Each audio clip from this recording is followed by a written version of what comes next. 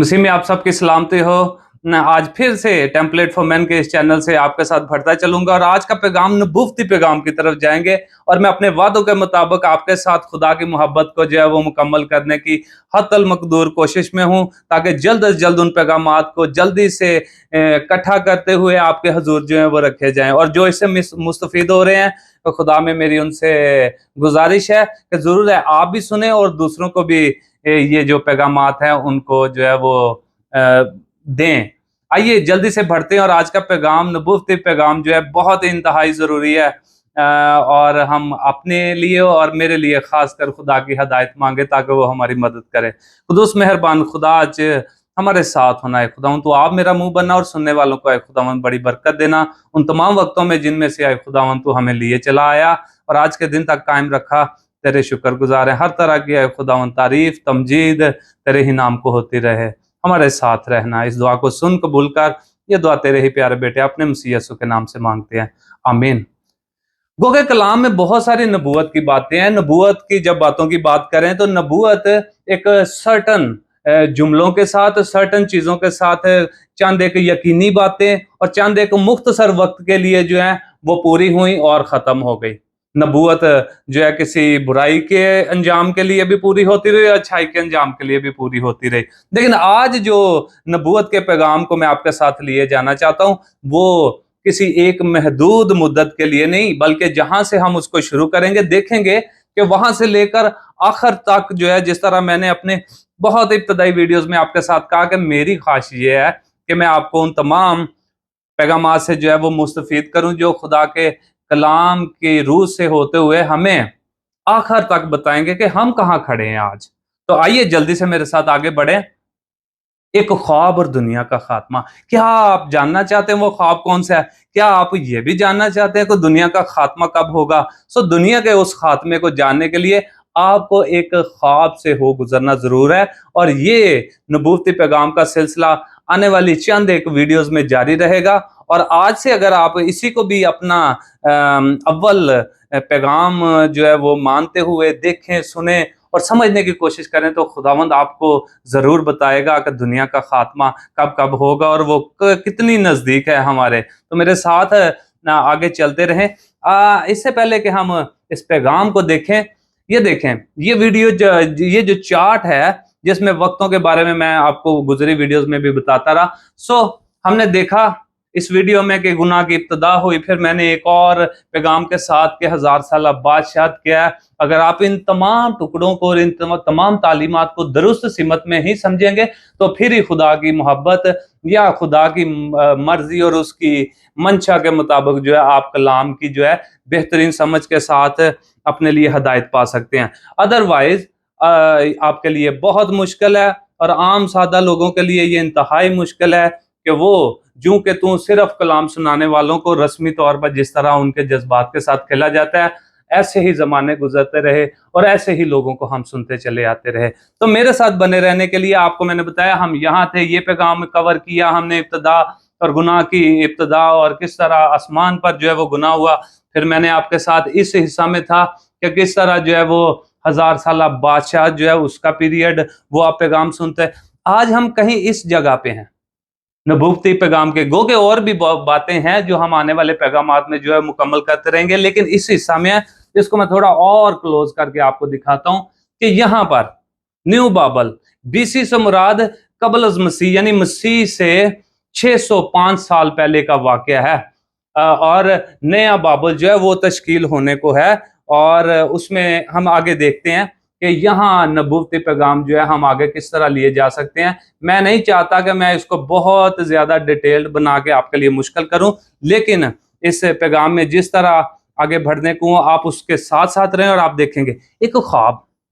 चलिए अगर मैं मुकम्मल तौर पर इस दानियल 2 बाब को अगर आप मैं ना पढ़ सकूं तो आप अपनी हदायत के लिए इसको एक बार नहीं, 2 बार नहीं, 3 बार, 5 बार पढ़ें और खुदावन जरूर आपको जो है वो बरकत देगा। दानियल 2 बाब की स्टडी आप जरूर कीजिएगा। दानियल 2 बाब में एक ख्वाब का तज़किरा अगर आपने दानियल के बारे में जाना है तो दानियल एक छोटा बच्चा जो 15 से 17 साल का हो सकता है मुमकिन, और वो जो है अपने हकीकी खुदा को, इसराइल के खुदा को जो है बाखूबी जानता है और उससे बहुत मोहब्बत रखता है। और हम देखते हैं कि गैर अक़वाम में जाने के बाद भी, क्योंकि खुदा के बंदों की मार्फत जो है, यिर्मयाह नबी की मार्फत, वो तमाम तर पेशन गोइयाँ जो कि खुदा के लोगों को कैद में लिए जाने को थी, वो पूरी होने को थी इस वक्तों में। और 605 कबल अज़ मसीह में ये हो गुजरा है।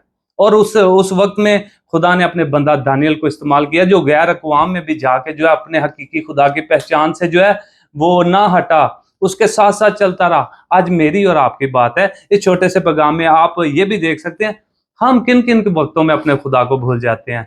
क्या हम कायम भी रहते हैं अपने खुदा के साथ के नहीं? वो खुदा जिसकी पहचान से हम जो है वो मसीही कहलाए, वो खुदा जिसने हमें मसीहत में जो है वो जन्म दिया और अपने बेटे में जो है हमें चुन कर इस दुनिया में भेजा, क्या हम उसकी पहचान में कायम भी रहते हैं कि नहीं? क्योंकि हम अपने हकीकी घर से जो है वो जला वतन है। और इसी तरह हम देखते हैं कि दानियल भी जो है जला वतन हो जाता है, इस बाब में हम देखते हैं। और फिर बाद में दानियल जो है अपने हकीकी खुदा की पहचान, इनके दोस्तों के दानियल के नाम भी वो जो है अपनी जुबानों में रख देते हैं। कसदियों की जुबान जो थी उसमें नाम रख देते हैं, लेकिन दानियल और उसके दोस्त जो है खुदा के साथ वफादार रहते हैं। बाबल जो है उस वक्त की जो है बड़ी कुवत, बाबल का जो बादशाह नबूकदनेस्सर है, उससे पहले उसका बाप जो है निबूकदनेस्सर, जो अगर आप तारीख में पढ़ें तो वो जो है यरूशलेम को फतह करने के लिए यहूदा का बादशाह जो यहोयाकीम होता है 3 दफा विजिट करता है। और हम देखते हैं कि दानियल जो है जवानों को जब कैप्चर कर लिया जाता है, उनको बंदी बना लिया जाता है और ले लिया जाता है। नबूकदनेस्सर बादशाह तारीख में पढ़ा था कि वो फौरी तौर पर पीछे भाग जाता है जिस वक्त वो आता है पहली दफा और जवानों को कैद करके ले जाता है। उसमें ऐसा होता है कि वो पीछे से उसको पैगाम मिलता है, ये अरब में से गुजरते गुजरते 1 हफ्ते का रास्ता, और वो रथों पर आए या घोड़ों पर आए। पीछे निबूकदनेस्सर उसका बाप जो है वो मरने के करीब होता है, मर जाता है या वो बीमार होता है, वो पीछे भाग जाता है। लेकिन बाद में फौजें जो हैं जवानों को, बच्चों को, वेल टू डू खानदान से थे ये, उनको जो है वो 1 महीने के सफर से गुजारते गुजारते ऊपर वाला शुमाली अतराफ से जो है वो लिए जाते हैं। ये दानियल का थोड़ा सा मैंने आपको जो है उसकी बायोग्राफिकल व्यू बताया, उसकी जिंदगी का अहवाल बताया। और हमारे पास वक्त नहीं है, हम आगे जल्दी से बढ़ने को हैं। लेकिन दानियल चला जाता है उस मुल्क में और वहां जाकर बादशाह कोई ख्वाब देखता है। और पहली बात, क्यों खुदा ने बाबल के बादशाह को एक ख्वाब दिखाया? दानियल 2 बाब को बगौर पढ़िएगा, क्यों खुदा ने बाबल के बादशाह को एक ख्वाब दिखाया। वो ख्वाब को आपको पढ़ने की जरूरत है, आगे हम चलते भी रहेंगे, लेकिन आप बगौर इस पैगाम के बाद जो है अपनी बाइबल खोलिएगा, उसको पढ़िएगा। क्यों खुदा ने बाबल के बादशाह को एक ख्वाब दिखाया? देखते हैं दानियल 2 बाब और उसकी 28वीं आयत में लिखा है, लेकिन आसमान पर एक खुदा है जो राज की बातें अश्कारा करता, और उसने नबूकदनेस्सर बादशाह पर ज़ाहिर किया है कि आखिरी अयाम में क्या वकू में आएगा। गौर कीजिएगा कि आखिरी अयाम में क्या वकू में आएगा। खुदा बताना चाहता है उस बादशाह को कि आखिरी वक्तों में क्या होने को है। क्या आप जानना चाहते हैं कि आखिरी वक्तों में क्या होने को है? तो आप शायद उस बाबल के बादशाह को ये जो ख्वाब आया, और फिर दानियल जो है उस ख्वाब के लिए आगे आगे देखते हैं किस तरह वो उसकी नबूवत का तफसीर करेगा, उसकी जो है वो ताबीर करेगा। खुदावंद इस पैगाम से आपको बड़ी बरकत बख्शेगा। दानियल उस ख्वाब को बताता भी है और फिर उस ख्वाब की ताबीर भी बताता है उसको, बादशाह को। आपको और मुझे आखिरी अयाम में वकू में आने वाली चीज़ों के बारे में जानना है, और ये ख्वाब हमारे लिए इंतहाई ज़रूरी है। आगे लिखा है, तेरा ख्वाब और तेरे दिमागी ख्यालात जो तूने अपने पलंग पर देखे ये हैं। इससे पहले कि मैं आपको बात बता दूं, अगर आप ये तो दानियल 2 बाब 27 आयत में लिखा हुआ है, बादशाह जो है वो बड़ा परेशान होता है। वो मुल्क के तमाम तर हकीमों, फालगिरों, नजूमियों को बुला लेता है अपने उस महल में, और कहते हैं मुझे ख्वाब बताओ। कई दफ़ा आप और मैं ऐसा होता है कि जब हम सोए उठते हैं तो हम कई दफ़ा ख्वाबों को याद रख पाते हैं और दूसरों के साथ शेयर करते हैं, लेकिन कई दफ़ा उठते सार हमें अगर कोई और ख्यालात हम पर आन पड़े, हम कोई काम करना शुरू हो जाए, कुछ देर बाद हमारे जहन में आता है हम कोई ख्वाब देख रहे थे और फिर हम अपने जहन पर जोर डालते हैं और ख्वाब भूल चुके होते हैं। उस बादशाह के साथ भी अगर आप उस दूसरे बाब को पढ़ें तो कुछ ऐसा ही होता है। बादशाह ख्वाब भूल जाता है और सबको बुला लेता है और कहता है मुझे ख्वाब बताओ, ख्वाब बताओ। हाँ, और वो सारे जो हैं वो बादशाह से कहते हैं बादशाह अगर तू हमें ख्वाब बताए तो हम तेरे ख्वाब बताएं और तेरे ख्वाब की ताबीर बताएं। बादशाह कहता है ना ना ना ना, तुम हीला की बातें करते हो, ख्वाब भी तुम्हें ही बताना है और उसकी ताबीर भी तुम्हें बतानी है। और वो कहते हैं रोए जमीन पर ऐसा कोई नहीं है जो बादशाह तेरा ख्वाब भी बताए और उसकी ताबीर भी बताए। बादशाह बादशाह गुस्सा होता है और ये सारी कहानी आप पढ़ सकते हैं। लेकिन मैं मुख्तसर आपको बताता चलूं कि खुदा उस बादशाह को जो ख्वाब दिखाता है वो इसलिए ताकि उसको बताए कि आखिरी अय्याम में क्या होने को है। और खुदा अपने बंदा के वसीला से और उस बादशाह के वसीला से, गैर अक़वाम का बादशाह है, उसको ख्वाब आता है और खुदा आपकी और मेरी फिक्र करता है ताकि हमें बताए कि आखिरी वक्तों में क्या होने को है। दूसरी बात, क्यों खुदा ने बाबल के मुशीर, क्यों बादशाह ने मुशीर बादशाह को ख्वाब की ताबीर बताने में नाकाम ठहरे? जब बादशाह के मुशीर बादशाह को ख्वाब की ताबीर बताने में नाकाम ठहरे तो बादशाह ने क्या हुक्म जारी किया? मैंने आपको आगे भी हो गुजरा हूं, आप सारे चैप्टर को, इस बाब को दोबारा भी पढ़िएगा। दानियल 2 बाब और उसकी 12वीं आयत में लिखा है इसलिए बादशाह गजबनाक और सख्त कहरुलुदा हुआ और उसने हुक्म किया कि बाबल के तमाम हकीमों को हलाक करें। सो बादशाह जो है वो चाहता था कि कई दफा ऐसा होता है हम देखते हैं ख्वाब में, शायद ख्वाब बड़ा जरूरी था, बड़ा मैं कोई गहरे ख्याल में था, वो ख्वाब जोर डालते हैं, लेकिन नहीं, बादशाह भी चाहता था कि मुझे किसी तरह से उस ख्वाब का पता चले, क्योंकि मैं जब ख्वाब देख रहा था मुझे लग रहा है कि वो बहुत जो है ना इंतहाई जरूरी ख्वाब था, बड़ा अहम ख्वाब था। तीसरी बात, जब दानियल को बादशाह का हुक्म मिलता है तो दानियल क्या दरख्वास्त करता है और अपने दोस्तों से क्या कहता है? अरयूक जो कि उसका बादशाह का जो है वो पैगाम रसा होता है, वो जो है अब पैगाम लेके दानियल के पास भी पहुंचता है। और फिर हम देखते हैं कि दानियल को जब इस बात का पता चलता है कि बादशाह जो है वो ये हुक्म जारी कर चुका है कि तमाम हकीमों को, नजूमियों को और फालगिरों को हलाक कर दिया जाए, क्योंकि वो बादशाह को उसका ख्वाब बताने में कासर रहे हैं, तो दानियल फिर क्या जो है वो क्या दरख्वास्त करता है और अपने दोस्तों से क्या कहता है? आइए जानें कि क्या लिखा हुआ है। इससे पहले कि ये आगे हम हवाला पढ़ें, देखें दानियल जो है बचपन से जो है वो बादशाह के दरबार में जो है उसके वो उस मुल्क की तालीम, क्योंकि बच्चे थे, जवान थे और मेल थे, इनको जो है दरबार में रहकर इनकी तरबियत की गई, इनको उस मुल्क की जुबान सिखाई गई, रियाजी सिखाया गया, इल्म फल्कियात सिखाई गई, हिकमत सिखाई गई। सो दानियल भी जो है वो हकीमों में शामिल था और बड़ा ये जो है इंटेलिजेंट जो है वो शख्स था। आगे देखते हैं, दानियल ने अंदर जाकर, दानियल 2 बाब और उसकी 14वीं आयत में लिखा, दानियल ने अंदर जाकर बादशाह से अर्ज की कि मुझे मोहलत मिले तो मैं बादशाह के हुजूर ताबीर बयान करूंगा। बात देखें, जहां तमाम हकीम, फालगिर और जिन्होंने हार मान ली, जिन्होंने इनकार किया कि ऐसा कोई नहीं बादशाह दुनिया में जो तेरे तेरे ख्वाब को भी बताए और तेरे ख्वाब की ताबीर भी बताए, दानियल जो है देखें कैसी जुर्रत रखता है। क्या आप और मैं उस जिंदा खुदा की कुर्बत में कभी अपने फैसलों में या ऐसी घड़ी आन पड़े जिसमें हम दानियल की तरह हमें किसी चीज का सामना हो, तो हम कितनी दिलेरी से ये बात कह सकते हैं?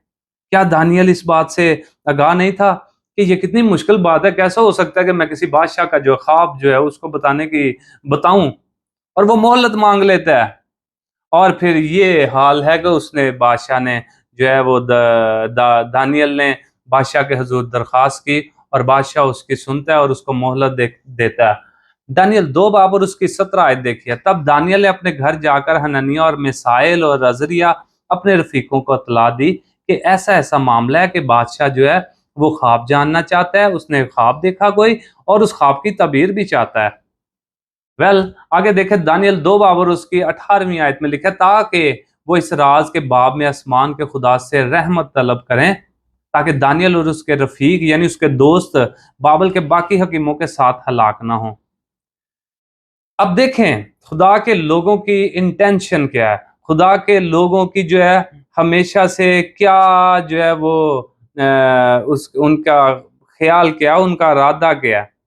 दानियल अपने दोस्तों से आकर कहता है कि हम आसमान के खुदा से, ये आसमान का खुदा दानियल को किस तरह पता है कि वो हकीकी खुदा है।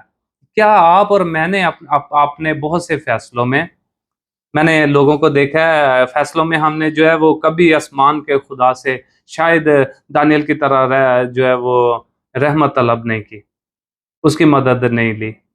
और अगर ली है तो यकीनन आपकी जिंदगियों में उसने बहुत सारे कामों में आपकी मदद की होगी, अगर आपने उन एग्जैक्ट वक्तों में उसकी शुक्रगुजारी के लिए भी अपने होंठों को इस्तेमाल किया। सो देखते हैं कि आसमान का खुदा जो है ये वही खुदा था जिसके बारे में दानियल जो है बड़ा श्योर था। दानियल बड़ा जो है वो उसको यकीन था कि इसराइल का खुदा हकीकी सच्चा आसमान और जमीन को बनाने वाला खुदा है, वो सब कुछ कर सकता है और ये मामला उस खुदा के हजूर जो है कुछ नहीं। ये है वो फेथ, ये है वो ईमान जो मुझे और आपको भी दानियल की तरह जो है उस जिंदा खुदा, इब्राहिम, इसहाक और याकूब के खुदा, इसराइल का खुदा जो जिंदा खुदा है, उस पर जो है हमें तवक्कुल और यकीन करने की जरूरत है। और ये कहानी हमें बहुत सारी बातों में जो है खुदा के साथ मजबूती में लिए जा सकती है, अगर आप बगौर इस बाब का मुतालिया करें। तो आगे देखते हैं कि नहीं चाहता दानियल कि बाकी उस बाबल के हकीमों और तमाम फालगिरों नजुमियों के साथ हलाक हो, तो वो अपने दोस्तों से कहता है कि हम आसमान के खुदा से रहमत तलब करें, और वो दुआ करते हैं। ऐसी दुआ आपको और मुझे करने की ज़रूरत है। और मैंने अपनी ज़िंदगी में बहुत सारे कामों में खुदा को करीब से आजमा कर देखा है। जब आप दुआ करते हैं, खुदा से मांगते हैं, तो यकीन करें खुदा उसको पूरा करता है।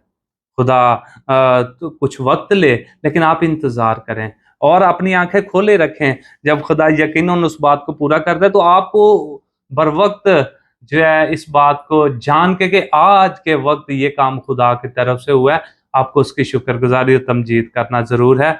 और ये मैंने दानियल ही की जिंदगी से सीखा। चौथी बात, जब खुदा दानियल पर राज अश्कारा कर देता है, तो वो किसकी तारीफ और तमजीद करता है।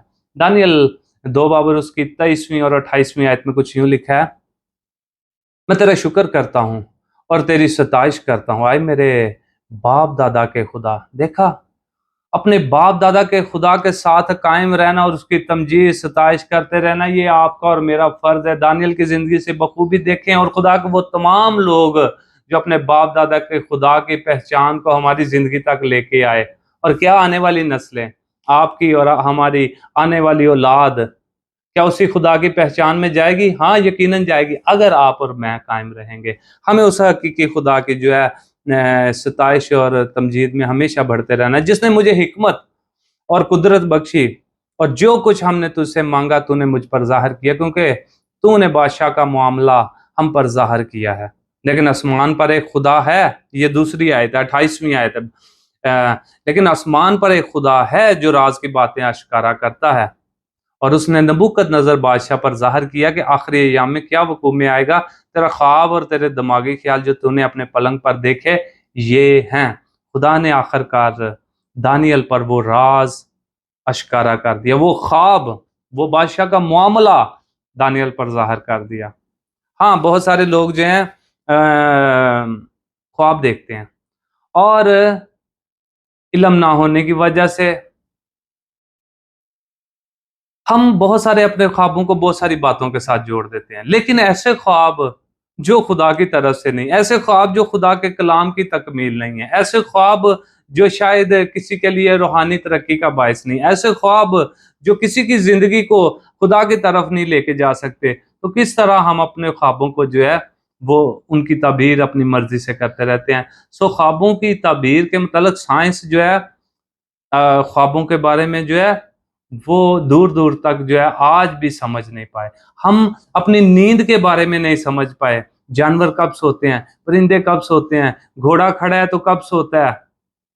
सो ख्वाब हमारे दिमागी ख्यालात जो हैं उनको हम बाआसानी जो है, जिस तरह आप और मैं कई लोगों से सुनते रहे, मैंने रात को ख्वाब देखा है जी, पूरा हो गया, अब इस तरह पूरा हुआ मैंने ये। हाँ, बहुत सारे कोइंसिडेंट हमारे दिमागी ख्यालात चीज़ों के साथ जो है वो मिल जाते हैं कि हम उनको बआसानी जो है वो उनकी ताबीर कर देते हैं। लेकिन अगर बचाव के लिए, किसी के लिए, हमारी जान के लिए और खुदा के कलाम की तकमील के लिए अगर हमारे ख्यालात दानियल की तरह नहीं है, तो हम अपने ख्वाबों की ताबीर को गलत अल्फाज के साथ इस्तेमाल ना करें, बल्कि दुआ में ठहरें और खुदा की कुदरत में बढ़े। ये मेरा आपसे मशवरा है।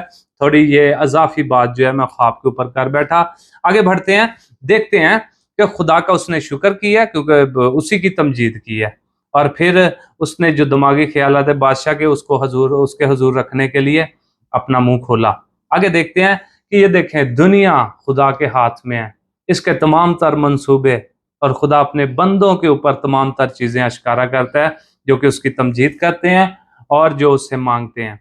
पांचवी बात, अब दानियल किन दो चीज़ों का बताता है जो बादशाह ने ख्वाब में देखी। ये इंतहाई ज़रूरी है। दो चीज़ों के बारे में बादशाह को दानियल बताने को है। देखें, ये एक नीचे स्केल दिया गया है, इसका असेंडिंग डिसेंडिंग ऑर्डर है। जब हम जीरो से पीछे जाते हैं तो हम माइनस में जाते हैं, मनफी गिनती, उल्टी गिनती शुरू कर देते हैं, और जब आगे जाते हैं तो हम उसको जमा में उसको आगे लिए चलते हैं, 1 2 3 4 5 6 इसी तरह आगे बढ़ते रहते हैं। लेकिन अगर सालों की बात की जाए, क्योंकि हम तारीख को इसी तरह से जानते हैं, क्योंकि आज का कैलेंडर जो है वो उससे पहले जो है वो कमरी कैलेंडर, यहूदियों के कैलेंडर, इंसान जो है तारीखों दिनों को गिनने के लिए जो है वो सालों महीनों को गिनता आया यहाँ तक। तो यीशु मसीह जो है वो हमारा मरकजी है, जो कि आज के हम कैलेंडर के मुताबिक देखते हैं। तो जीरो ऐसा कोई साल नहीं है कि तारीख में हम कहें कि सिफर जो है वो कोई साल है, सिफर कोई साल नहीं हो सकता। इसलिए सिफर को काट दें, एक से हम पीछे जाते हैं तो उन वक्तों को गिनने के लिए कबल अज़ मसीह कहते हैं। और हम देखते हैं कि बाइबल के वो तमाम स्कॉलर्स और जिन्होंने जांच पड़ताल के साथ हमें बताया कि खुदा के लोग आदम से लेकर जो है वो यीशु मसीह तक करीबन उन्होंने 4000 साल, 4200 साल और समथिंग लाइक दैट, इतना फिगर बताया जाता है। 4000 साल आप अपने ज़हन में रख सकते हैं, यीशु मसीह से कबल अज़ मसीह बाइबल का पीरियड है, कलाम मुकद्दस की जो है वो तारीख है। और आगे हम मसीह के बाद 2000 साल तक आ चुके हैं। यहाँ से कबल अज़ मसीह 4000, आगे यीशु मसीह तक हम 2000 साल से ऊपर जा रहे हैं। सो दानियल 2 बाब और उसके 28वीं और 29वीं आयत में लिखा है, आए बादशाह। क्योंकि ये मैंने आपको इसलिए बताया क्योंकि जब मैंने आपको ये बताया, यहां पर हैं हम तारीख 605 कबल अज़ मसीह में हैं हम यहाँ पर, ठीक है। और यहाँ से आगे का, और जब तक दुनिया का खात्मा नहीं होता, इसी ख्वाब के ऊपर जो है वो आ, म, म, उस पर डिपेंड करता है। और पीछे पीछे का वक्त जो है वो 605 से पीछे हम गिनते चलें, 605, उसके बाद 606, 607, 608, और इसी तरह 1000, 2000, 3000, 4000 जो है ये बाइबल का पीरियड। और जैसे ही हम आगे आते हैं तो इसको हम कम करते जाते हैं, 605, 604, 600, 500, 400, 300, 200 और 1 तक खड़े होते हैं आके, और उसके बाद हम आगे चलते हैं। और यीशु मसीह के बारे में कहा जाता है, यीशु मसीह एग्जैक्टली एक कबल अज़ मसीह या बाद अज़ मसीह के कह के आप नहीं कह सकते कि यीशु मसीह पैदा हुए। यीशु मसीह कहा जाता है कि 4 BC, 4 कबल अज़ मसीह में पैदा हुआ है। सो उस लिहाज से हम चीज़ों को जो है वो गिनते हैं। डिटेल में हम किसी और वक्त में जो है वो सीख सकते हैं, अगर आप मुझ तक रसाई हासिल करने की कोशिश करें, या बहुत सा नसाब पड़ा हुआ है, आप अपनी रहनुमाई के लिए जो जान सकते हैं। सो 605 कबल अज़ मसीह की बात है जब का ये बाबल का वाकया हम देख रहे हैं। तो वो ख्वाब देखते हैं क्या ख्वाब था जो कि दानियल अब बादशाह को बताने को है, जो खुदा ने उसको बता दिया। आए बादशाह तो अपने पलंग पर लेटा हुआ ख्याल करने लगा कि आइंदा को क्या होगा। सो वो जो राजों को खोलने वाला है तुझ पर जाहिर करता है कि क्या कुछ होगा, लेकिन आसमान पर एक खुदा है जो राज की बातें अश्कारा करता है। और उसने नबूकदनेस्सर बादशाह पर अयां किया कि आखिरी अय्याम में क्या वक़ूअ में आएगा, तेरा ख्वाब और तेरे दिमागी ख्याल जो तूने अपने पलंग पर देखे ये हैं। अब आपने यहाँ से बगौर गौर करके रखना है और देखना है कि क्या उसने बादशाह ने देखा। 2 बाब की 31वीं आयत में लिखा है, हाय बादशाह, तूने एक बड़ी मूरत देखी, वो बड़ी मूरत जिसकी रौनक बेनहायत थी, तेरे सामने खड़ी हुई और उसकी सूरत हैबतनाक थी। बड़ी मूरत देखी, बड़ी डरावनी थी, हैबतनाक थी, तूने वो देखी। तू उसे देखता रहा, तू उसे देखता रहा यहां तक कि एक पत्थर हाथ लगाए बगैर ही काटा गया और उस मूरत के पांव पर जो लोहे और मिट्टी के थे दगारू उनके टुकड़े टुकड़े कर दिया। ये ख्वाब का हाल है। 2 बातें उसने बताई हैं कि आय बादशाह, तूने एक बड़ी मूरत देखी है, लेकिन तूने ये भी साथ देखा कि उसके पांव पर एक पत्थर लगा और उस सारी मूरत को जो है वो खत्म कर दिया। आप भूलिएगा नहीं कि ख्वाब का मकसद क्या था। जो राजों को अश्कारा करने वाला हो, तुझे ये बताए कि आखिरी अय्याम में क्या होगा। सो ये एक मूरत के जरिए खुदा जो है आने वाले वक्त में बता रहा है, और फिर वो आने वाले वक्तों का जो है वो मूरत के जरिए बताएगा, और फिर वो वक्त खत्म भी होने को है, क्योंकि उस मूरत के पांव पर पत्थर लगा। ये हमने बासानी जो है वो समझने की कोशिश करनी है। पहली बात कि जो बड़ी मूरत देखी वो चंद धातों से मिलकर बनी हुई है। ये खुदा के कलाम, मैंने अब तक जितना भी आपको इस ख्वाब के बारे में बताया, आप खुद भी बगौर पढ़िएगा, क्योंकि ये ख्वाब और उसकी ताबीर जो दानियल भी बताएगा, और सब कुछ जो है हम कलाम के अंदर ही रहते हुए इसको चेक कर रहे हैं। देखें, सर खालिस सोने का, सीना और बाजू चांदी के। जिस तरह आप उस तस्वीर में बगौर देख सकते हैं कि ये मूरत है, इस तरह की उसने मूरत को देखी होगी। उसका सर जो है सोने का, खालिस सोने का, सीना और बाजू चांदी के, शिकम और राने तांबे की। ये जो उसका शिकम और उसकी राने हैं वो तांबे की, टांगे लोहे की, ये टांगे जो है उसकी लोहे की, और पांव पांव कुछ लोहे के और कुछ मिट्टी के। ये आपको भी याद करने की जरूरत है। सर सोने का, सीना और बाजू चांदी के, शिकम और राने जो हैं वो तांबे की, टांगे लोहे की, और पांव जो हैं वो कच्चे पक्के, कह सकते हैं कि मट्टी लोहा मिक्स जो है वो उसके पांव हैं। बाइबल या किसी भी नबूवत की तफसीर का वाहद और महफूज तरीका यह है कि हम बाइबल को खुद उसका तर्जमा करने दें, और ऐसा ही हम करेंगे। छठी बात, खालिस सोने का सर किस चीज का बयान करता है। दानियल 2 बाब और उसकी 38वीं आयत में बखूबी लिखा, और जहां कहीं बनी आदम सुकूनत करते हैं, उसने मैदान के चरिंदे और हवा के परिंदे तेरे हवाला करके तुझको उन सब का हाकम बनाया है। वो सोने का सर तू ही है। यानी बादशाह, तूने जो मूरत देखी है वो इस तरह की बनी, उसका सर सोने का, बाजू और सीना जो चांदी का, फिर शिकम राने तांबे की, फिर टांगे लोहे की, पांव कच्चे पक्के, लेकिन सर जो सोने का है वो तू है। यानी आप याद रखें कि जो ख्वाब उसने देखा है आने वाले वक्तों के मुताल्लिक है। आने वाले वक्तों का बताने के लिए खुदा जो है उस बादशाह को एक ख्वाब में मूरत दिखाता है, और मूरत के ये हिस्से जो हैं वो हमें हुकूमतों का बताएंगे। फिर से दोहराता चलूं, मूरत जो है वो आने वाली हुकूमतों का है, क्योंकि मूरत के हिस्से हैं जो कि, क्योंकि वो धातों के साथ बनी हुई है, और धातें इस तरह से कि तारीख में आप उन्हीं हुकूमतों को उन वक्तों में पढ़े तो बगौर देखेंगे कि उन धातों से उन हुकूमतों ने इस्तेमाल लिया बहुत ज्यादा। और इसीलिए खुदा जो है आज से बहुत साल पहले दानियल के वक्तों में, कबल अज़ मसीह यसुन से 605 साल पहले जिस तरह बाबल की हुकूमत आती है और फिर बाद दानियल बाद है यहाँ उस हुकूमत में होता है, तो खुदा वहां से शुरू करके आने वाले वक्त के लिए, जब तक वो पत्थर के साथ वो मूरत खत्म नहीं हो जाती, तमाम हुकूमतें तमाम नहीं हो जाती, जब तक मसीह आ नहीं जाता, खुदा ने हमें दानियल के वक्त से वक्तों को गिनना सिखा दिया। और अब आप पर है कि आप सीखना चाहते हैं, क्या आप फिक्र करते हुए हैं, ताकि आपको पता चले कि हम कहाँ पर खड़े हैं। आगे देखते हैं।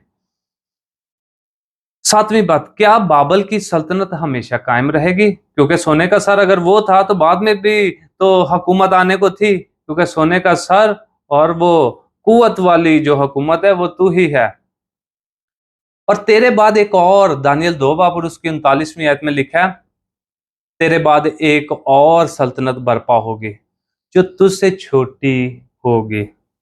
यानी दानियल के वक्त में नबूकदनेस्सर बादशाह बड़ी कुवत में था, बाबल बड़ी कुवत में था, सोने का सर उसको कहा गया है, और उसके बाद एक और सल्तनत आने को है। ये बाइबल में ही लिखा है, उसी दूसरे बाब में ही लिखा है, एक और सल्तनत आने को है। तो आप और मैं अगर तारीख में बगौर देखें तो दानियल बाबल की हुकूमत के बाद जो है वो मादी फारसियों की हुकूमत आई। हम देखते हैं कि 539 कबल अज़ मसीह में जो है वो फारसियों की हुकूमत जो है वो आन पड़ी थी, क्योंकि उन्होंने नबूकदनेस्सर बादशाह और उसके बाद उसका बेटा जो बेलशस्सर, आगे वाले चैप्टर पढ़ेंगे तो किस तरह जो है वो ख़त्म हो जाता है, उसकी हुकूमत जाती रहती है और उन पर जो है मादी और फारसी आकर हमला करते हैं और उनको इन्वेड कर लेते हैं। 8वीं बात, कौन सी धात मादी और फारसियों के बाद हुकूमत करेगी? अब मादी और फारसियों की हुकूमत भी एक वक्त तक कायम रही और उसके बाद वो ना रही। दानियल 2 बाब उसकी 39वीं आयत में हम देखते हैं, उसके बाद एक और सल्तनत तांबे की जो तमाम जमीन पर हुकूमत करेगी, तमाम जमीन पर। ये खुदा के कलाम में लिखा हुआ है, तमाम जमीन पर जो है वो हुकूमत करेगी। क्या आपको पता है मादी और फारसियों की हुकूमत के बाद पहले बाबल की हुकूमत, फिर मादी फारसियों की हुकूमत, और फिर लिखा है उसके बाद जो एक और हुकूमत आएगी जो तांबे की होगी। ये कलाम में लिखा हुआ है, वो तमाम जमीन पर हुकूमत करेगी। सिकंदर आजम की हुकूमत आपने देखी, वो जो यूनान का बादशाह हो गुजरा है। कहा जाता है, मैं जब तारीख में मैंने पढ़ा था कि सिकंदर आजम बखूबी वाकिफ था कि दानियल की किताब में नबूकदनेस्सर बादशाह ने जो ख्वाब देखा था, और दानियल ने इसराइल का जो खुदा है उसकी ताबीर करने वाला, उसने जो तांबे की हुकूमत थी उसका जिक्र मेरे बारे किया था, और वो इस बात से बहुत ज्यादा बोस्टी था, बहुत ज्यादा फख्र था उसको। और कहा जाता है कि उसने गुजरते वक्त जो है वो इसराइल में कोई इस तरह की तबाही ना की जिस तरह की उसने अपनी फौज के साथ गुजरते बाकी इलाकों को जीतने और उनमें फतह करने के लिए तबाही मचाई। सो तांबे की हुकूमत, यूनान की हुकूमत, ये खुदा के कलाम में लिखा है, और हम तारीख में क्योंकि वक्तों से गुजर के आए अब तो हम बखूबी अच्छे से जानते हैं। 331 कबल अज़ मसीह में यूनान की हुकूमत आ गई थी, और सिकंदर आजम ने जो है वो मादियों और फारसियों को जो है वो इन्वेड कर लिया, और बाकी जा बजा उसने बहुत से और एशिया के इलाकों को जो है वो फतह करना शुरू किया। 9वीं बात, अब कौन सी धात चौथी हुकूमत की नुमाइंदगी करेगी? 3 हुकूमतें हो गई, बाबल की हुकूमत गुजर गई जो कि सोने की थी, मादियों और फारसियों की हुकूमत गुजर गई 539 कबल अज़ मसीह के बाद तक वो चांदी की हुकूमत थी। तीसरी हुकूमत जो है वो कौन सी धात थी? वो तांबे की हुकूमत थी जो कि यूनान की हुकूमत थी, जो सारे दुनिया पर जिसने राज किया, और वो सिकंदर आजम का वक्त था। आगे देखते हैं चौथी हुकूमत के बारे में। दानियल 2 बाब और उसकी 40वीं आयत में लिखा, और चौथी सल्तनत लोहे की मानद मजबूत होगी, और जिस तरह लोहा तोड़ डालता है और सब चीजों पर गालब आता है, हाँ, जिस तरह लोहा सब चीजों को टुकड़े टुकड़े करता है और कुचलता है, उसी तरह वो टुकड़े टुकड़े करेगी और कुचल डालेगी। आप देखें कि उसके बाद चौथी हुकूमत 168 में कबल अज़ मसीह में हुकूमत आई, जो कि रोम की हुकूमत है। वही रोम की हुकूमत जो कि यीशु मसीह तक भी चलती रही। 168 से नीचे आएंगे 160, 150, 40, 100, 50, और इसी तरह हम पीछे से वक्त से आते आते मसीह तक जो है वो कबल अज़ मसीह से आते होते हम मसीह तक आते हैं, और फिर बाद में जब ऊपर हम सालों को गिनते हैं, फिर 1, 2, 3, 4 पीछे से आते आते काम आते, फिर आए हम किसी 1 साल पे, और फिर हम आगे गिनते गिनते आज 2024 में है। सो रोम की हुकूमत बड़ी कुव्वत वाली है, उसने लोहे का बड़ा इस्तेमाल किया, और लोहे के औजार, लोहे के हथियार उनके पास बहुत ज्यादा हो गए, और उन्होंने इस पर बड़ा काम किया। सो लोहे की हुकूमत या ताकतवर हुकूमत कह सकते हैं, रोम की हुकूमत है जिसने दुनिया पर बाद या कब्जा किया और कुव्वत में हो गई। ये खुदा के कलाम के मुताबिक तारीख के वाज़िया पन्नों में हम देख सकते हैं। और यीशु मसीह तक ये हुकूमत चलती रही 168 से कबल अज़ मसीह, यीशु मसीह कबल अज़ मसीह 4 जब यीशु मसीह पैदा हुए, और फिर देखते हैं कबल अज़ मसीह 4 में यीशु मसीह पैदा हुए, फिर तीसरा साल आया, फिर दूसरा साल, और फिर पहला साल, फिर उसके बाद दूसरा साल, तीसरा, चौथा, और चलते चलते हम 2024 में आ गए।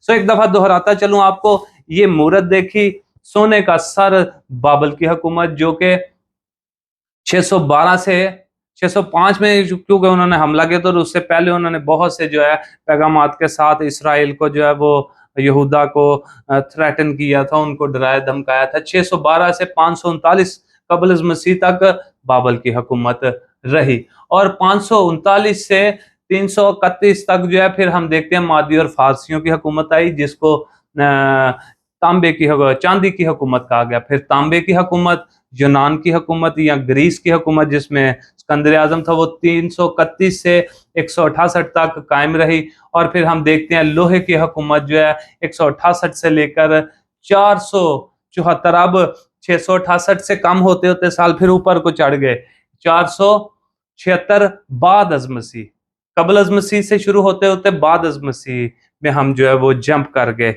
ये बाद अज़ मसीह 476 तक जो है वो रोम की हुकूमत रही, और फिर रोम की हुकूमत भी एक वक्त आया जो है खत्म होगी 476 तक। अभी देखें, अभी यहाँ पर खत्म नहीं हुआ, अभी 4 चीजों का जो है वो 4 दहातें जो कि 4 हुकूमतों के बारे में बयान थी, और तारीख में उनका टाइम पीरियड वाज़िया तौर पर लिखा हुआ है। इन तमाम चीजों से खुदा हमें आने वाले वक्त के लिए बताता है। और अभी पांव बाकी हैं, अभी जो है पांव के ऊपर पत्थर लगना बाकी है, ताकि ये बिल्कुल जो है तमाम हुकूमतें जो कि हो भी गुजरी हैं, ख़त्म भी हो गुजरी हैं, और आखिरी अयाम में क्या होने को है, आपको और मुझे इससे जानने की ज़रूरत है। आगे देखते हैं 10वीं बात। अब रोमी हुकूमत के बाद क्या होने को था? दानियल 2 बाब और उसके 41 में लिखा है, और जो तूने देखा कि उसके पांव और उंगलियां कुछ तो कुम्हार की मिट्टी की और कुछ लोहे की थीं, सो उस सल्तनत में तफरका होगा। मगर जैसा कि तूने देखा है कि उसमें लोहा मट्टी से मिला था, उसमें लोहे की मजबूती होगी। और चूंकि पांव की उंगलियां कुछ लोहे की और कुछ मिट्टी की थी, इसलिए सल्तनत कुछ कवी और कुछ ज़ईफ यानी कमजोर होगी और कुछ ताकतवर होगी। जिस तरह मट्टी और लोहा मिलके कच्चा पक्का रहता है, मजबूत भी होता है और मजबूत नहीं भी होता, इसी तरह वो जो है खुदा का बंदा जो है वो बता रहा है उस ख्वाब की जो है वो ताबीर। जो तूने देखा कि पांव की उंगलियां कुछ कुम्हार की मिट्टी की और कुछ लोहे की थी, आपके लिए दोबारा पढ़ रहा हूं, सो उस सल्तनत में तफरका होगा। तफरका होगा क्योंकि देखे पांव की आगे 10 उंगलियां होती हैं, ऊपर वाले एक एक हिस्से को जो है वो धातों के साथ उन बादशाह उन हुकूमतों का जिक्र किया, लेकिन आगे आगे हम पांव पे आते हैं तो 10 उंगलियां, वो 10 उंगलियां आगे 10 हुकूमतें हैं। वो देखा है कि वो 10 उंगलियां जो हैं पांव की, जो है पांव की उंगलियां कुछ तो कुम्हार की मिट्टी की थी, क्योंकि पांव मिट्टी और लोहे के थे, और कुछ लोहे की थी। सो उन सल्तनतों में तफरका होगा, उन 10 सल्तनतों में आपस में तफरका होगा, या नहीं वो हुकूमतें तो होगी लेकिन उनकी आपस में कोई मेल जोल नहीं होगा, और उसमें लोहे की मजबूती भी होगी। आगे देखते हैं 476 बाद अज़ मसीह में हम देखते हैं कि यूरोप का तमाम वो इलाका जो है 10 हुकूमतों में बट गया। यूरोप के बारे में मुख्तसर आपको बताता रहूं, चार्ले मैगडन, फिर उसके बाद बहुत सारे जो हैं वो लोग जो हैं हो गुजरे, जिन्होंने यूरोप पर अपने हाकमियत जमाने के लिए बहुत सी जंगें लड़ी, लेकिन आज तक कभी भी अगर आप देखें, आज भी यूरोप को ज़रूर है कि वो जो है वो यूनियन के अंदर जो है अपने कवानीन के साथ जो है पासदारी करते हुए कायम है, लेकिन गुजरे तमाम सालों में बादशाही निज़ाम और बहुत सारे लोग जो हैं वो गुजरे हैं, लेकिन यूरोप आज तक इकट्ठा नहीं हो पाया। और ये खुदा के कलाम के मुताबिक बिल्कुल जो है वो ठीक है कि उनमें तफरका होगा। जिस तरह लोहा मट्टी के साथ नहीं मिलता, इसी तरह वो हुकूमतें कभी एक दूसरे के साथ मेल नहीं खाएंगी। ये खुदा के कलाम के मुवाफिक बिल्कुल ठीक था। और देखें, अगर हम देखें तो यूरोप में 10 हुकूमतें ही हो गुजरी हैं, खुदा के कलाम की मुकम्मल जो है वो हकीकत है। और उनके पुराने नाम जो हैं देखें, एंग्लो सैक्सन जो कि इंग्लिस्तान है, फिर फ्रैंक्स जो कि फ्रांस है आज का, जर्मनी है जिसको अल्मानी कहते थे, स्विट्जरलैंड है जिनको बर्गंडियंस कहते थे, इटली है लोम्बार्ड्स जिनको कहते थे अल्मानी जर्मनी के, फिर हिरूली ये जो जनूबी स्वीडन और डेनमार्क के लोग थे, फिर ऑस्ट्रोगोथ वो रशिया यूक्रेन और रोमानिया के लोग थे पुराना नाम उनके, फिर विसिगोथ जो फ्रांस है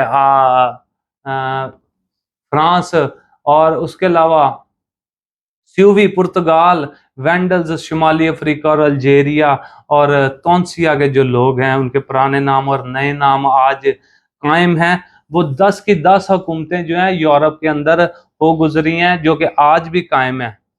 लेकिन उनमें ये जो 3 तीर लगाए हुए हैं नीले, ये 3 हुकूमतें जो थी कुछ पुराने वक्तों में, लेकिन यूरोप के इलाकों में, लेकिन ये किसी तरह से क्योंकि आपस में इनकी लड़ाइयां होती रही, ये आज के वक्त में कायम नहीं रही, वो खत्म हो चुकी हैं। और इसके बारे में भी हम आगे जाके दानियल जो है, ये इन 10 में से 3 जो हैं वो हुकूमतें गायब हो गई, आज के दिन वो हमें नहीं मिलती।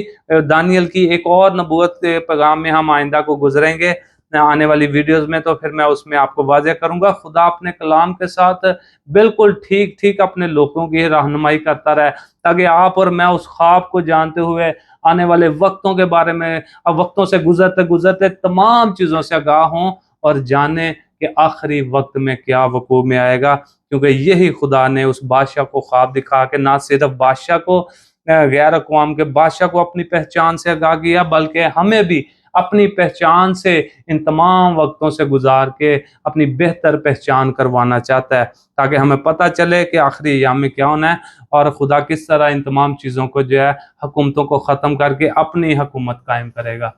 11वीं बात, क्या ये 10 हुकूमतें कभी मुत्तहद हो सकी? जी नहीं, कभी नहीं हो सकी।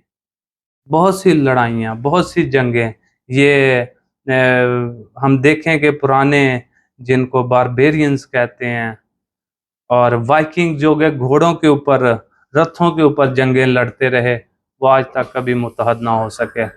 और चूंकि पाँव की उंगलियां कुछ लोहे की और कुछ मट्टी की थीं, इसलिए सल्तनत कुछ कवी और कुछ ज़ईफ हो गई। दानियल 2 बाब और उसकी 42वीं आयत में हमने देखा।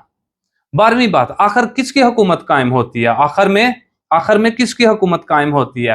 हमने देखा 2 बाब उसकी 44 में है, और उस उन बादशाहों के अयाम में, यानी वो सोने के सर से लेके पांव की 10 उंगलियों तक कच्ची पक्की जिनमें तफरका रहा, इन तमाम गुजरती हुकूमतों में, उन तमाम बादशाहों के अयाम में आसमान का खुदा एक सल्तनत बर्पा करेगा जो ता अबद नेस्त ना होगी। यानी आपको और मुझे जानने की जरूरत है कि आखिरी वक्त में कोई तो है सल्तनत जो कि ये तो खत्म होती रही, वक्त खत्म होते रहे, लेकिन कोई तो सल्तनत को रहना चाहिए ना कायम। तो वो कौन सी कायम रहेगी जो अबद तक नेस्त ना होगी, और उसकी हुकूमत किसी दूसरी कौम के हवाला ना की जाएगी, बल्कि वो उन तमाम मुमलकों को टुकड़े टुकड़े और नेस्त करेगी और वही अबद तक कायम रहेगी। बाबल मादी फारसी हो गुजरे, फिर यूनान हो गुजरा, फिर रोम हो गुजरा, फिर तकसीम शुदा जो है हुकूमतें यूरोप की, जब तक ये पत्थर ना टकराया, आज तक यूरोप की 10 हुकूमतें कायम हैं और पत्थर टकराने को है। आप जानना चाहते हैं वो पत्थर कब टकराया जाएगा? तो आप मेरे साथ रहिएगा चंद एक पैगामात से, फिर ये कहानी बिल्कुल आपके हजूर जो है वो वाज़ेह हो जाए। 13वीं बात, पत्थर दूसरी हुकूमतों के गिराने के बाद क्या करता है? आखिर ये हुकूमतें भी गिरने को हैं, ये आज की मौजूदा हुकूमतें जो हैं ये भी गिरने को हैं, और उसके बाद क्या होगा? तू उसे देखता रही यहाँ तक कि एक पत्थर हाथ लगाए बगैर ही काटा गया और उस मूरत के पांव पर जो लोहे और मट्टी के थे लगा और उनको टुकड़े टुकड़े कर दिया। तब लोहा, ये 35वीं आयत में लिखा हुआ, तब लोहा और मट्टी और तांबा चांदी सोना टुकड़े टुकड़े किए गए, ताबस्तानी खलियान के भूसे की मानत जो है हुए और हवा उनको उड़ा ले गई, यहाँ तक कि उनका पता ना मिला। ये सब कुछ खत्म हो जाएगा कि इनका कुछ पता ना मिलेगा जब वो पत्थर टकराएगा जिसकी सल्तनत कभी नेस्त ना होगी। और वो पत्थर जिसने उस मूरत को तोड़ा, 35वीं आयत में, एक बड़ा पहाड़ बन गया और तमाम जमीन पर फैल गया। ये वो ख्वाब है जिसको आपको जानने की जरूरत है। ये वो ख्वाब है दूसरे बाब का, दानियल दूसरे बाब का, जिससे खुदा आखिरी अय्याम में होने वाली चीजों के बारे में आपको बताना चाहता है। इसको आप जानेंगे तो बाइबल की बाकी, दानियल की बाकी नबूवतों को जोड़ते जोड़ते हम आइंदा को जो है और समझ में खुदा के जाएंगे, क्योंकि नबूवत का बेहतरीन जो है वो सिलसिलेकार दानियल से शुरू करके खुदावंद आपको बताना चाहता है। मैं आपकी मदद करूंगा, इसको बगौर देखिएगा, इसको आप भी पढ़िएगा और आने वाले पैगाम से भी आशना होइएगा। खुदावंद आपको बड़ी बरकत बख्शेगा। क्या ही खुशखबरी है, यीशु मसीह फिर से जल्द आ रहा है, क्योंकि यीशु मसीह हमारी मजबूत चट्टान है। वही, उसकी सल्तनत अब्दुल्लाबाद कायम रहेगी। वही है जो कि आएगा और जमीन पर जो है वो, जमीन पर की तमाम हुकूमतों को जो है वो नेस्त नाबूद कर देगा। आपके और मेरे लिए दानियल के इस चैप्टर को लेकर, दानियल के इस बाब और उस नबूकदनेस्सर के ख्वाब को लेकर, उन वक्तों से शुरू कर कर यीशु मसीह के आने तक के लिए बड़ी ही अच्छी खुशखबरी दी गई है कि यीशु मसीह फिर जल्द आ रहा है। ये आपके लिए और मेरे लिए इंतहाई खूबसूरत खुशखबरी है और आपको जानने की जरूरत है। मेरे साथ बने रहिएगा। 10वीं बात, आखिरकार ख्वाब और उसकी तबीर सुनने के बाद बादशाह दानियल से क्या कहता है, और अगर बादशाह कुछ कहता है तो आपको भी वैसा करने की जरूरत है। ये ऐसा नहीं कि किसी गैर अक़वाम का बादशाह जो है उसको खुदा ने ख्वाब बताया। खुदा ने गैर अक़वाम के बादशाह के हजूर अपनी पहचान रखी ताकि वो जाने कि आसमान का कोई खुदा है, इसराइल का कोई खुदा है। आपको और मुझे भी जानने की जरूरत है कि कोई खुदा है जो कि अबद तक कायम रहेगा और उसकी हुकूमत जो है वो अबद तक कायम रही है। वही है जो इंसान को बचाने के लिए, आखिरी अय्याम के लिए बताने के लिए किसी बादशाह को उसने ख्वाब दिखाया था, जिसे मुझे जानने की जरूरत है। और मैं खुश हूं कि आप जितने सुने और इस ख्वाब से जो है आशना हो, खुदावंद आपकी फिक्र करता है कि आप जाने कि आखिरी वक्त में क्या होगा, और मैं आपकी मदद करूंगा। बादशाह ने दानियल से कहा, फिल हकीकत तेरा खुदा मबूदों का खुदा है। देखिए बादशाह जो है वो किस चीज का इकरार करता है कि फिल हकीकत तेरा खुदा मबूदों का मबूद और बादशाहों का खुदावंद और भेदों का खोलने वाला है, क्योंकि तूने इस राज को खोला, तू इस राज को खोल सका।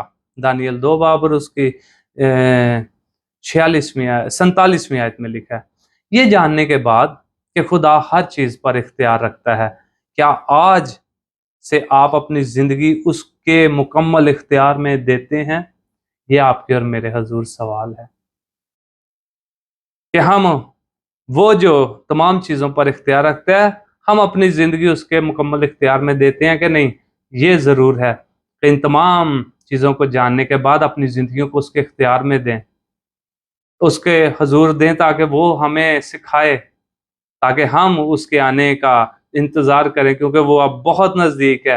दानियल के वक्तों से लोग इन तमाम चीजों के मुंतजर रहे, लेकिन आप और मैं उन आखिरी अय्याम में आन खड़े हुए हैं। और मेरे साथ जल्दी से इन पैगामात को जो है वो जानने की कोशिश करें, क्योंकि वक्त बहुत कलील है, वक्त खत्म हुआ जा रहा है।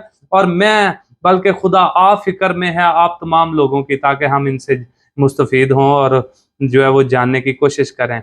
खुदावंद आज के इस कलाम से बड़ी बरकत बख्शे।